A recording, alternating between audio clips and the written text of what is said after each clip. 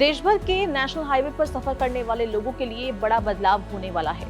Toll plaza पर भुगतान की पूरी व्यवस्था अब डिजिटल होने जा रही है। सड़क परिवहन और राजमार्ग मंत्रालय ने नई अधिसूचना जारी करते हुए साफ कर दिया है कि 10 अप्रैल से टोल प्लाजा पर कैश भुगतान पूरी तरह बंद कर दिया जाएगा। इस फैसले के साथ ही सरकार ने ये संकेत दिया है कि अब यात्रियों को डिजिटल पेमेंट की तरफ पूरी तरह शिफ्ट होना होगा, यानी टोल पार करते समय कैश देने का विकल्प खत्म हो जाएगा और फास्टैग ही मुख्य भुगतान माध्यम रहेगा।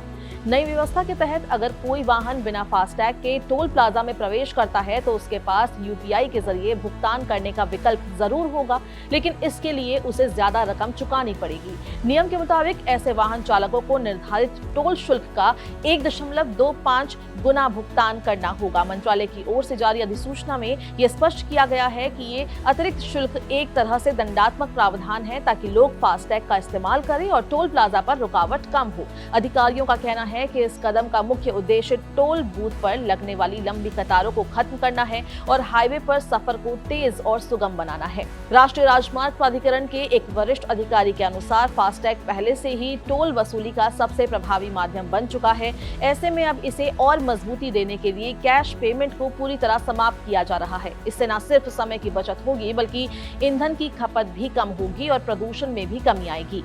नई व्यवस्था में साफ कहा गया है कि टोल प्लाजा पर केवल वैध और सक्रिय फास्टैग ही प्राथमिक माध्यम होगा। जिन वाहनों में फास्टैग नहीं होगा या वो एक्टिव नहीं होगा उन्हें यूपीआई से भुगतान करना होगा, लेकिन तय शुल्क से ज्यादा रकम देनी पड़ेगी। इस फैसले का एक और मकसद टोल कलेक्शन सिस्टम को पूरी तरह पारदर्शी बनाना भी है। डिजिटल पेमेंट से हर लेन देन का रिकॉर्ड होगा, जिससे किसी तरह की गड़बड़ी या विवाद की संभावना भी कम हो जाएगी।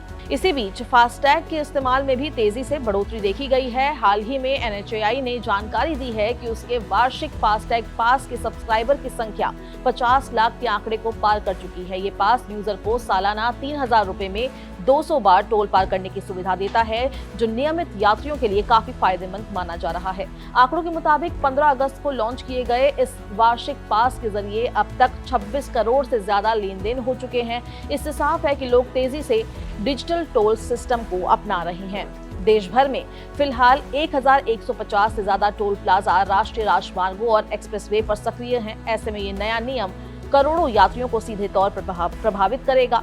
आने वाले समय में ये बदलाव हाईवे यात्रा के अनुभव को पूरी तरह बदल सकता है। जहां एक तरफ यात्रियों को तेज और बिना रुकावट सफर मिलेगा, वहीं दूसरी तरफ उन्हें डिजिटल भुगतान के प्रति और जागरूक होना पड़ेगा।